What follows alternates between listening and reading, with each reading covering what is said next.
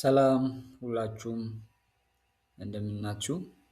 ዛሬ የምንመለከተው ቴብል ኦፍ ኮንተንት እንዴት ነው የምንሰራው የሚለውን ነው። ፕሮፖዛል እና ሪሰርች ለምትሰሩ ሰዎች ይጠቅማቸዋል ብዬ አስባለሁ። እንግዲህ ያው እንደምትመለከቱት እኔ የሰራሁት ፕሮፖዛል ነው ለአክሱም ዩኒቨርሲቲ።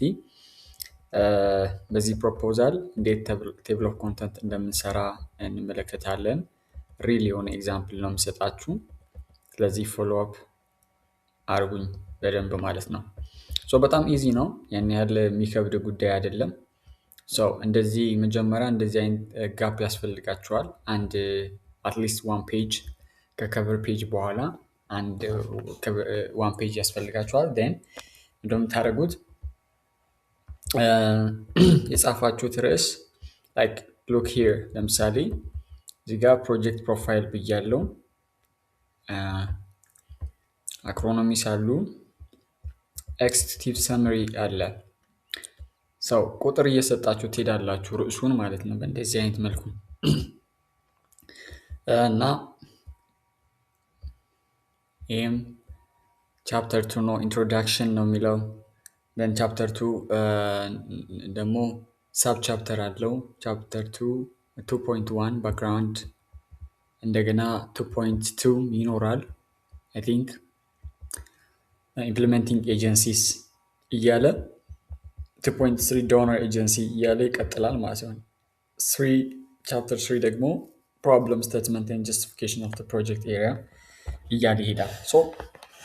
አሁን እዚህ ጋር ምስጢሩ ምንድን ነው? ርዕስ ስትጽፉ ከዚህ እንነሳና ለምሳሌ ከቻፕተር 2 እንነሳና እናደርጋለን። ይሄኛው ርዕስ ከጻፍን በኋላ 2 ብለን ኢንትሮዳክሽን ብለን ከጻፍን በኋላ ሴሌክት እናደርገውና ከዛ ሆም ፔጃችሁ ላይ ትሄዳላችሁ። ሆም ፔጅ ከሄዳችሁ በኋላ ስታይልስ የሚለውን እንገባለን። እዛ ውስጥ ምን አለ? ኖርማል፣ ኖ ስፔስ፣ ሄዲንግ 1 ሄዲንግ 2 ይለናል ማለት ነው። ዋናው ርዕስ ከሆነ ሄዲንግ 1 ነው የምንለው ማለት ነው። ሄዲንግ 1 ነው የምንለው። ሳብ ታይትል ከሆነ ደግሞ ሄዲንግ 2 እንለዋለን ማለት ነው። ሄዲንግ 2 እንለዋለን።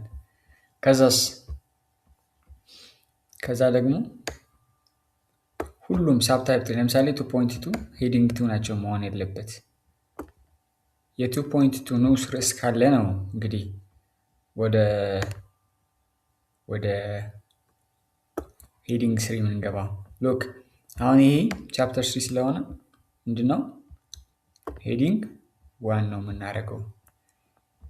ሴሌክት እያደረጋችሁ ሄዲንግ 1 ሄዲንግ 2 ሄዲንግ 3 እያላችሁ ምን ታደርጋላችሁ? ይሄ ስንት ነው የሚሆነው? ሄዲንግ 2 ነው የሚሆነው፣ ምክንያቱም በቻፕተር 2 ሳብ ታይትል ስለሆነ ማለት ነው። እንደዚህ እያለን እናደርጋለን ማለት ነው።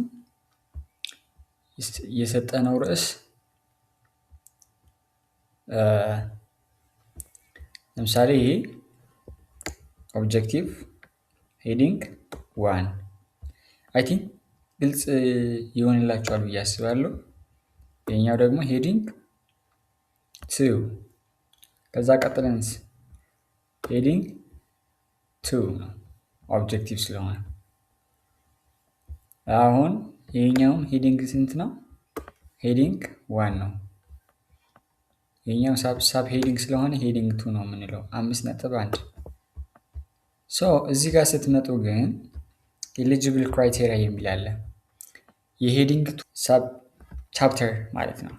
ስለዚህ ስንት ነው የምንለው? ሄዲንግ 3 ነው የምንለው ማለት። ከዚህ በኋላ ምንድን ነው የምታደርገው? ቅድም ትተነው ወደ መጣነው ስፔስ ወደዛ ተመልሰን እንሄድና ከርሰራችን እዛ ክሊክ እናደርጋለን። ከዛ ቀጥለን ፋይል፣ ሆም፣ ኢንሰርት፣ ድሮው፣ ዲዛይን፣ ሌአውት ብሎ ቀጥሎ ምንድን ያለው? ሪፍረንስ ነው ያለው ማለት ነው። ሪፍረንስ ውስጥ ስትገቡ ብዙ አማራጮች ይመጣላቸዋል። ቴብል ኦፍ ኮንተንት የሚል በመጀመሪያ ላይ ታገኙታላችሁ። ሶ ቴብል ኦፍ ኮንተንት የሚለውን ስንጫን ያው አውቶማቲክ ቴብል ኦፍ ኮንተንት ዋን፣ ቴብል ኦፍ ኮንተንት ቱ እያለ ይነግረናል። እኔ የሚመቸኝ ቴብል ኦፍ እመርጥለታለሁ ማለት ነው። ስለዚህ አሁን ምን አደረገው ማለት ነው፣ በራሱ ሰራው ማለት ነው። ኦልሬዲ ርዕሶቹን እና ምዕራፎቹን ምናምን በደንብ አድርገን ስላስገባ ነው በእንደዚህ አይነት መልኩ ቴብል ኦፍ ኮንተንታችን አመጣልን ማለት ነው። አይ ቲንክ ዲስ ኢዝ ክሊር ማለት ነው። እና ስለዚህ ርዕስ ስትሰጡ በእንደዚህ አይነት መልኩ ትሰጡታላችሁ።